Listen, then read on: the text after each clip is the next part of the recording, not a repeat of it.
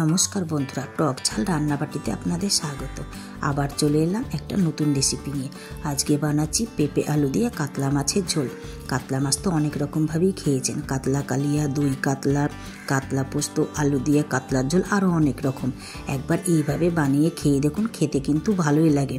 জানি পেঁপে খেতে অনেকেই পছন্দ করেন না, কিন্তু একবার বানিয়ে খেয়ে দেখুন, গরম ভাতে কিন্তু খেতে একদম খারাপ লাগে না। এটা বানানোর জন্য আমি প্রথমে মাছগুলোকে নুন হলুদ মাখিয়ে তারপরে লাল করে ভেজে নিচ্ছি। মাছগুলো ভাজা হয়ে গেছে, এবার এগুলোকে আমি তুলে নিচ্ছি।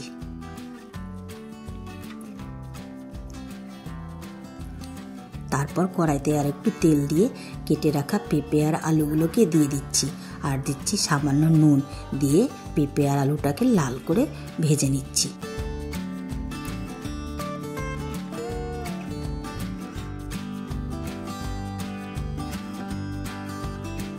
পেঁপে আলুটা লাল করে ভাজা হয়ে গেছে, এবার এগুলোকে তুলে নিচ্ছি।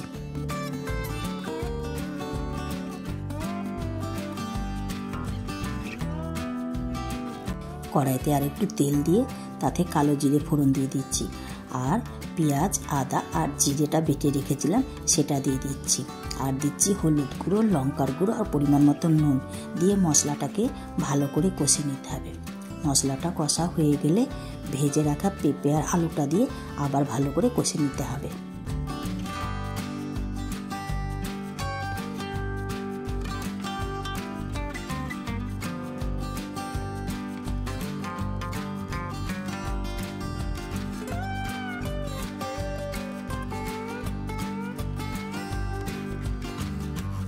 মশলাটা এবার ভালো করে কষা হয়ে গেছে, এর মধ্যে পরিমাণ মতন জল দিয়ে দিচ্ছি, যাতে পেঁপে আর আলুটা সিদ্ধ হয়ে যায়।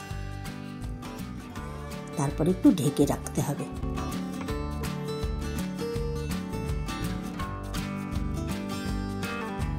এবার পেঁপে আর আলুটা সিদ্ধ হয়ে গেছে, এর মধ্যে আমি ভেজে রাখা মাছগুলো দিয়ে দিচ্ছি।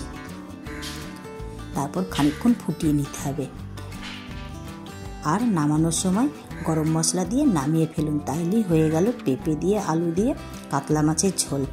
ভিডিওটি যদি ভালো লাগে লাইক, শেয়ার, কমেন্ট করবেন, আর চ্যানেলটিকে সাবস্ক্রাইব করে দেবেন।